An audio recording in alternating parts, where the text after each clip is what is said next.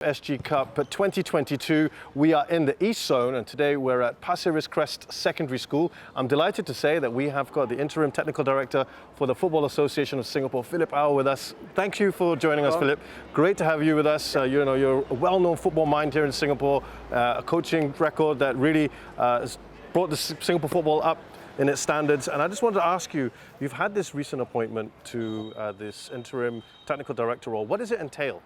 The national coach plans to win the next game. The technical director plans the next 10 years. Yeah, we plan for the future, yes. And so we have to look at the whole ecosystem. It's not just one team, and you're looking across the board from the grassroots to the highest level. So it's like kind of like a blueprint for the future? Yes, that's right. And what changes have you instituted? I know you've only gotten to the job not too long ago, but what changes have you sort of brought in already?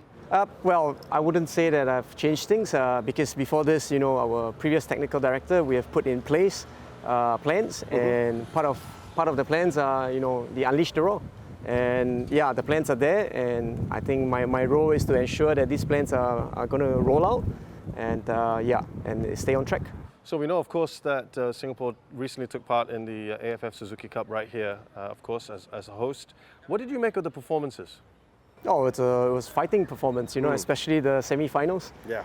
I think it's been a long while since we hear the Kallang Roar. And I was there, and even my friends who were not football fans, right, text me or call me and say, hey, wow, the national team was great excitement. And I think the national team really put on a fighting performance.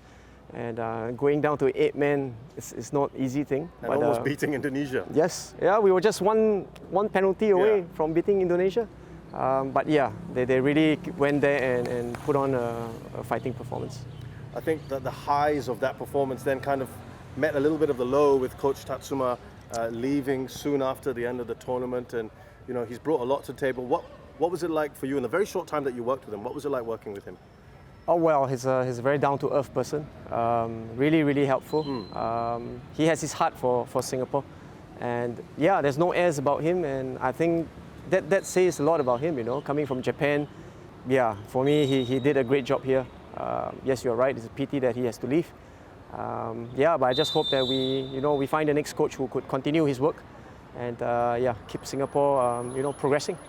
He's kind of set a foundation, hasn't he, of the way he'd like to see Singapore play. Is that something you would like as Interim TD to kind of continue?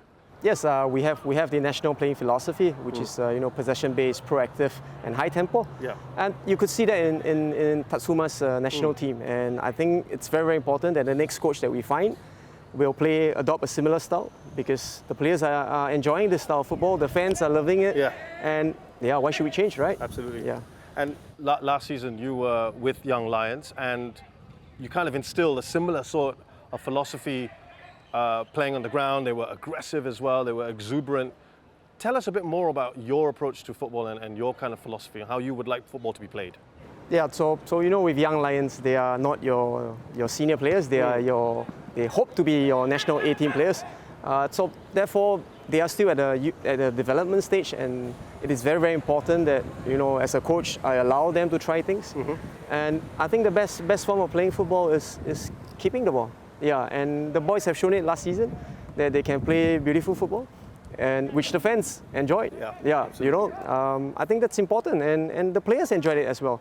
And therefore, for me, last season at Young Lions was a fantastic experience, right, because it took such a short time for the players to show Singapore that a bunch of national servicemen, students can actually match the professionals in the other teams. Absolutely. I could see when you talk about the coaching, there's a light in your eyes. Is that something you definitely want to get back to after this interim role is over? My role actually this season is to help the coaches as head methodology of FAS. Yes, I'm covering the technical director role now. Yep. But you never know, in football. Perhaps. Never say never, right? Never say never, because I never expected to be where I am today. Right. We'll just do everything to help Singapore football progress. What are your thoughts on grassroots football overall and the situation here in Singapore? What more can we do to push the level of grassroots football?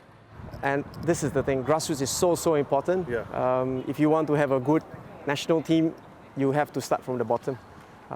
You know, in modern day, we're getting lesser and lesser kids playing.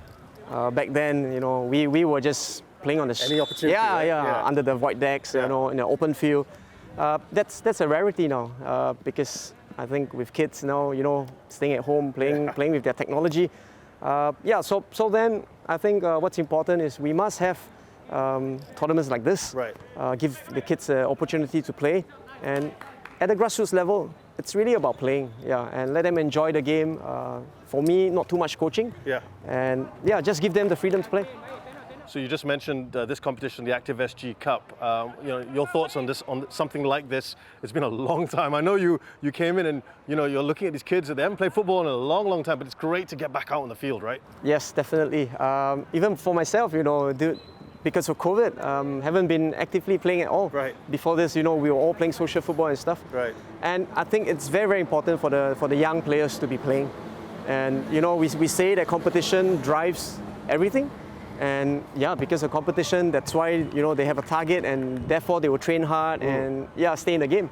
I've seen kids who have, you know, lost motivation because there were no tournaments to play. Yeah. And I'm really happy that this has got going, and hopefully this is just the start. We can soon go to 7v7, 8v8, and finally 11v11. Yeah. We can only hope. And on a very positive note to end things, Philippe, thank you so much for joining us here at the ActiveSG Cup East Zone, and we look forward to many more things happening for Singapore, and you're playing a part in it. Thank you so much. Thank you for having me.